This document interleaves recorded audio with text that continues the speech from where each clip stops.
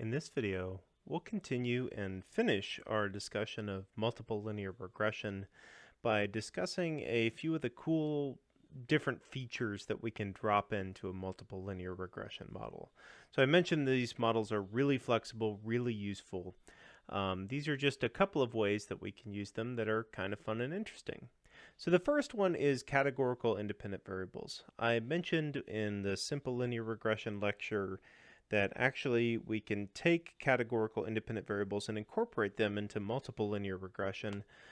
We can do it in simple linear regression too, actually. And once we do this, in essence, what we're doing is we're creating a t-test or an ANOVA, depending on how many levels our categorical independent variable has, that's included in the regression. So if I just have the categorical independent variable, that actually is statistically analogous to an ANOVA.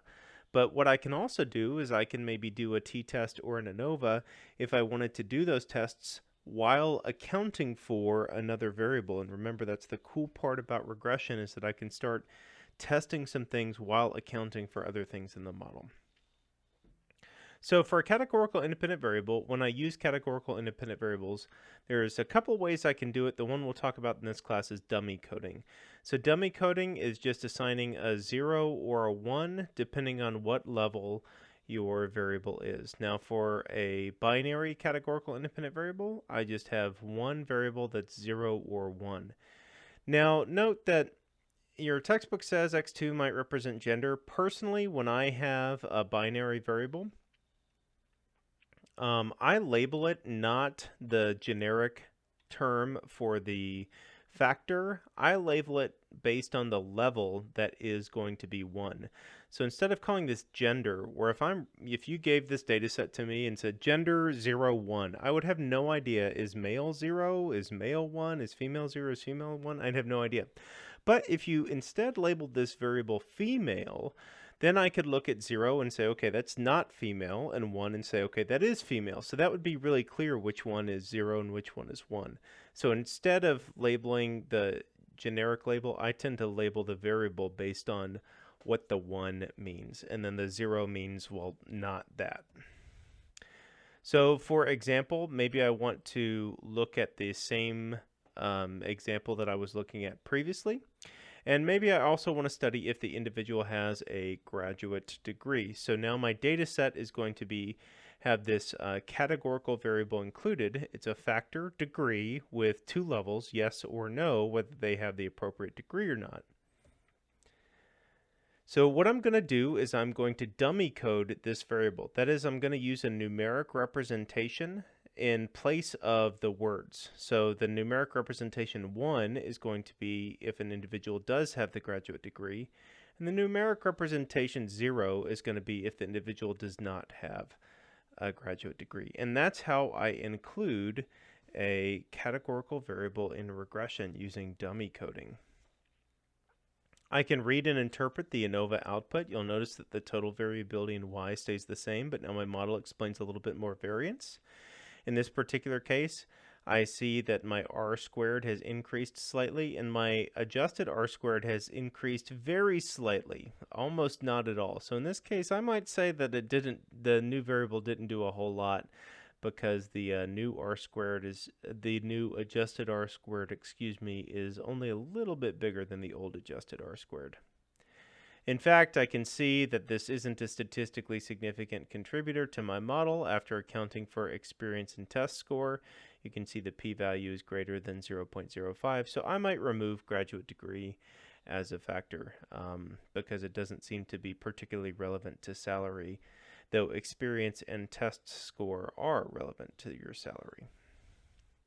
For more complex categorical variables, so let's say for a graduate degree, or the degree that you hold, I might want to look at a bachelor's degree, a master's degree, or a PhD. So this is a factor with 3 levels instead of 2. For this, we actually end up creating binary variables for all but one of the different levels. So for instance, I have 3 different levels here, and I'm going to make a binary variable for 2 of them. I'll make a binary variable, in this case for the master's degree and for the PhD degree, and not for the bachelor's degree. The two new binary variables I make, the one for the master's degree, will compare it to the bachelor's degree. And the second binary variable for the PhD will also compare it to the bachelor's degree. And this is how it tends to work, is that in our dummy variables that we make it for all the levels except for one, and for each of those levels, the test that it's testing is in comparison to the one level that we didn't make the binary variable for. So in this case, that's going to be bachelor's degree. This is what we call the comparison group. Now it's important to realize that for all of these new variables that we make, again, the number of levels and the factor, except for that comparison group, all of those tests are going to be comparing to the comparison group. So it's important to select a meaningful comparison group to compare to. In this particular case, what I'd end up doing is I'd have a model that would have a master's variable and a PhD variable, and those would each have significance tests, and then I could compare, see if those are significant, and if so, I'd look at that, and what the significant would say is that if the master's variable is significant, that'd say master's has a statistically significantly different salary than bachelor's, and if the PhD variable were significant, that would say the PhD has a statistically significantly different value from bachelor's. Note that for the PhD binary variable, I'd call it a 1 if it's a PhD and a 0 if it's anything else. For the master's binary variable, I'd call it a 1 if it's a master's and a 0 if it's anything else. So this is why I like labeling the categorical variables based on what the 1 will mean for them. I think it's just pretty helpful to do. So I know this was a pretty quick description on categorical variables. It's actually nice in R, as long as you've made sure that R is treating your variable categorically, so that it's entered as a text string is probably the most common way, or that R is treating it as a factor is another way that you can do it. But as long as you've made sure that your categorical variable is being read categorically, not as a number, 0, 1, then R will take care of all the details of this for you. The problem in R is that you don't always get to pick a reference group, so that can be an issue. And this is something that you can absolutely explore more as you go on in your statistics career. This is a really, really useful thing. This lets you do ANOVAs. Actually, if you just had this literally would give you the exact same statistic as an ANOVA. You could do that full ANOVA table with your regression. You could do multiple, you could do two-way ANOVA and factorial ANOVA.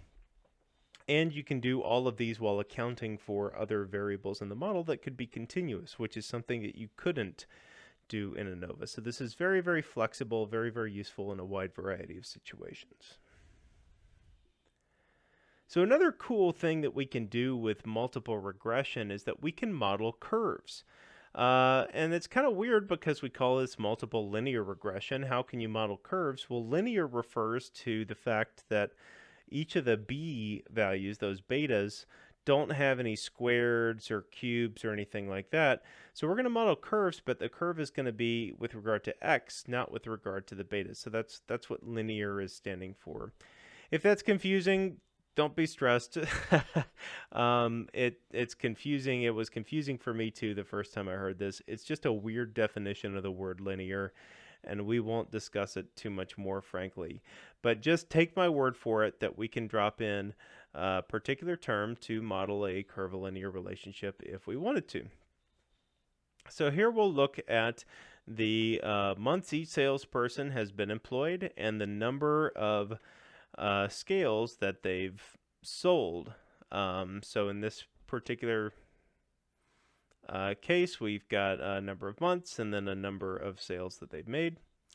And we look at the graph and we see, okay, we've got a linear relationship. It's decent, explains 78%. The months explain 78% of the sales linearly, but I can kind of see that it looks like it's kind of petering off at the top here. So maybe a curve that kind of goes up and curves back down is going to be a better tool than a straight line for charting this. So what I can do is I literally drop in an x squared into the model, and this is pretty handy if I want to model this curvilinear relationship. Just drop in that x squared. Now, one thing I will say is that when I'm dropping in an x squared or something, centering the variable before I make the x squared is going to be really important. So I want to center. Remember, that's just taking the x value and subtracting by the mean. So I'll say little x is x minus mean of x. So this is your original data, and then little x is your centered variable, and then you would just use little x, the centered variable, in the places where you have x now. So this would be how I would use a centered variable in this type of model. And with curves, centering becomes really important. This curve is going to have a high level of collinearity with your linear term, and it's going to be pretty difficult to determine the significance of the curve. Now, I don't typically, when I do a curvilinear relationship, interpret beta 0 or beta 1, really. I do interpret beta 2. If beta 2 is not statistically significant, this would suggest that we don't have a statistically significant curve component. And then we would go back to our regular linear regression. But if this one is significant, that indicates we've got a statistically significant curve. The reason I don't interpret these is because the interpretation changes. That is, the linear term in a quadratic formula is not a linear term that you're used to. It's the slope at the intercept, which is kind of a weird interpretation. So I don't really worry about those interpretations. What I focus again more on is the statistical significance of the model, so using that general f-test, and the significance of the curve term, because if that's not significant, I might remove the curve. That might tell me that it's just a line. Now you can use Excel. I left this in here so that you can see how you would fit this in Excel. You just give it the polynomial, but in R we actually would literally create a variable called x squared and drop that into the model. Looking at this model, I think a curve fits, quite a bit better than what we saw earlier. So we see this curve goes up, fits down, looks pretty good. One other thing I can see is that the variability explained, last time it was 78%, now it's about 90%, so that looks quite a bit better too.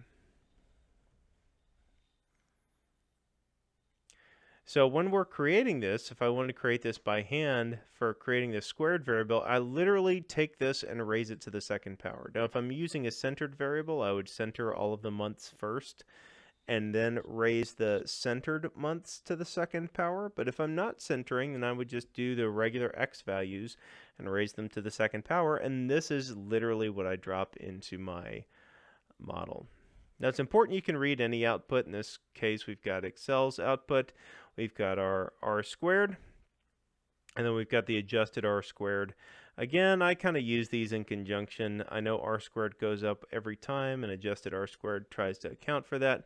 So maybe if I'm going to pick one, I'd use adjusted r squared. 89% of the variability explained is a pretty good outcome. In fact, I can also see that the model is statistically significant. Now, this doesn't tell me should it be a curve. This just tells me that the model is doing a better than nothing job of fitting the data. You're doing significantly more than absolutely nothing. So this isn't, this is useful in its own way, but it's not particularly useful. It says something somewhere is doing some kind of a good job. So the general limit of ANOVA, typically I don't even look at the ANOVA. I'll just jump straight to this unless I'm doing something specific. And I'll look at the p-values for the parameters. So I've got three parameters, the beta 0, beta 1, and beta 2. In this case, beta 1 is the linear term, beta 2 is the squared term. And again, I'm not going to interpret the coefficients because the meaning of these is a little bit cloudy. What I am going to interpret is the p-values. Now, I don't interpret the p-value of the intercept or the linear component. I only interpret for a quadratic or any kind of polynomial. I only interpret the significance value of the highest part of the polynomial. So the thing raised to the highest power, in this case, squared is the highest power. So that's the one I'm going to interpret. And I can see here that this is statistically significant. P equals 0.002. That's less than 0.05. And this would indicate that there is a statistically significant curved component that I see, and would encourage me to leave in that curved component in the model. So this is how we model curves using multiple regression. We literally just drop in a squared term, and if I wanted to, I'd drop in a cubed term as well to account for this. Now, before we're done here, one thing I will say, let's say I had a cubic model, that is, I did up to the third power instead of just up to the second power, that I wanted to try out. It is really important that you leave all of the below powers in. So if I did a cubed term, I'd leave in the intercept, that's 0 power. I'd leave in the regular slope, that's 1 power. I'd leave in the squared term, that's 2 powered. And then I'd leave in the cubed term, that's 3 power. And I'd check the statistical significance of just the cubed term. In this case, even if the intercept and the linear term were not significant, I would definitely have to keep them in if I want to leave in the squared term. So it's important that you keep in all of the below stuff. So the regular slope and then the intercept for a squared term. It's really important that you keep all of those in your statistical model, that you don't take one out. You say, oh, it's not significant, I don't need that anymore. It's important that you don't take it out when you're looking at a squared term. The squared term is built on these other terms. And same thing if you go to higher level polynomials. All right, well, this has been the end of our multiple linear regression chapter. Again, we started with simple linear regression. That made hopefully approaching multiple linear regression a little bit easier. This is the end of our video talking about some of the cool things you can do, dropping in categorical factors, making curves, and frankly, once you have categorical variables and curves, really the world's your oyster. You can model a lot of data situations using continuous variables, using categorical variables, and using curves. There is a ton that you can do with this. And in fact, a lot of cool statistical methods are really just clever ways on putting those ideas together. Things that we didn't talk about that are pretty important could be, how do you change things up? How do you change up the model when your assumptions are violated? So there's some changes you can make. You can do some transformations of data. You can use some different models.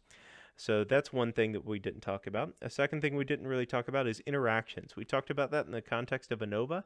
You can definitely have that in multiple regression too. So that's another cool tool that we didn't get to in this chapter. A third thing we didn't talk about is how to use broader sets of models. So you can go beyond just a continuous outcome within this kind of generic regression field, and that's a much broader, that's a whole nother class pretty much of models that you'd have a whole nother stats course on, called the general linear model or even the generalized linear model. But I don't want that to put you off. The fact that there's places to go doesn't mean that you haven't come really far. And frankly, once you get to multiple regression, you can do a ton of stuff. Once you get to be able to model stuff with curves, once you get to be able to model different groups like males versus females, or account for different levels of education, that is what a ton of research is built on. So this is really a great spot to be. And if you've understood this last video and you've made it through this far with me, I hope you feel really good about where you've come from, because now you've got a ton of really useful analyst tools that you can take out and use. So our next video, we'll be talking about dropping all of this into R. That's going to be a big one because it'll combine simple linear regression and multiple linear regression.